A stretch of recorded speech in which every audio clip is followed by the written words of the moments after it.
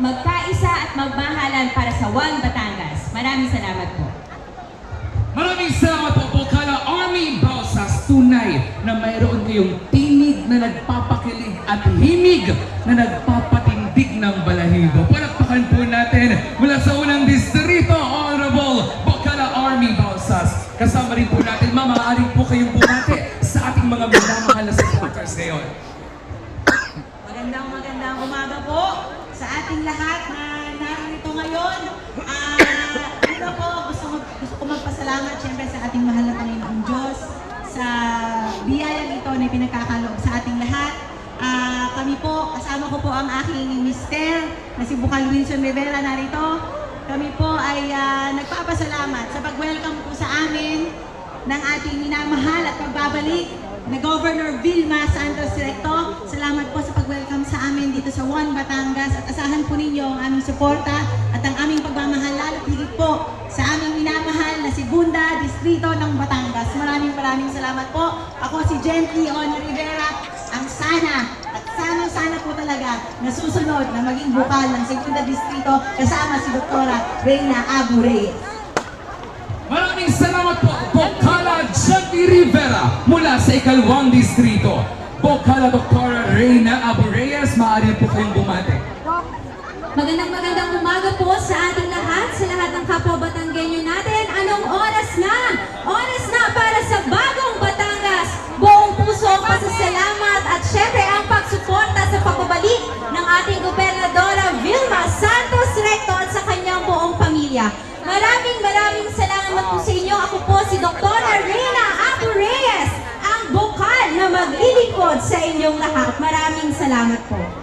Maraming salamat po, Dr. Reyna Abu Reyes. Ngayon naman po ay ating pakinggan ang ating minamahal na bukal mula po sa ikatlong distrito, Honorable Fred Corona. Maraming salamat po. Magandang umaga, lalawigan ng Batangas. Kami po ay nagpapahayag ng aming pakikisa at pagsuporta sa pagpapatuloy ng serbisyong may puso, Governor Vilma Santos Recto.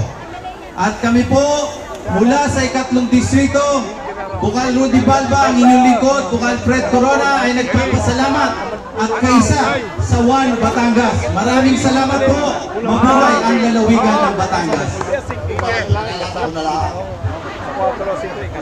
Kayo Bukal Rudy Balba, Mr. Nare, Magandang District, ang mga kapitan dyan. Ari na nga yung Mayor Sally Colliantes, Congresswoman Colliantes, at ahon yung kalilimutan, ang aking kababata, Governor Vilma Santos Recto. Governor. Matagal na ako kami nagsama niya, kaya ito yung itsura ko, artistrahin din. So sa inyo lahat, maraming salamat sa inyong pagdating dito at happy birthday kay Congresswoman Beatrix. Beatrix Nuestro. Papanood kayo ko sa YouTube. Kasi na kasi ko.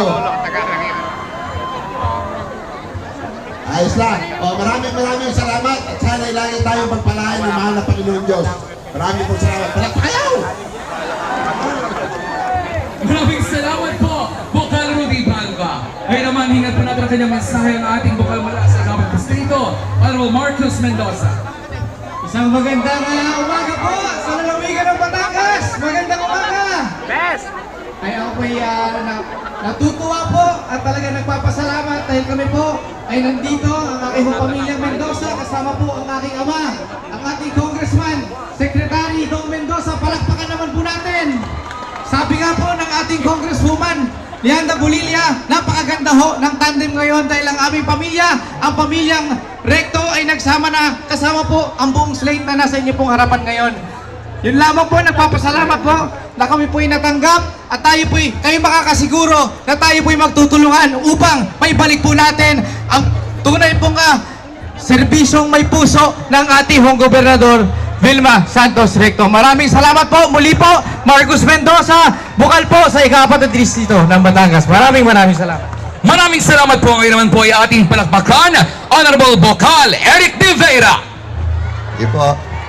Kanina pa po tayong pumapalakpak pwede po ba ako mag-request na ngayong araw na to, ang palakpakan natin ay yung tunay na dahilan kung bakit tayo nandito. Yan ay ang ating Panginoon. Palakpakan po natin si Lord. Yan. So, ngayon po, ang suporta po ng pamilya namin, pamilya ni Vera, lalong-lalo na po ng tatay ko, ni Evangelist ni Vera, ay laging nakasuporta sa atin buong pamilya ng Recto, mula kay Senador Recto, kay Vilma Santos Recto,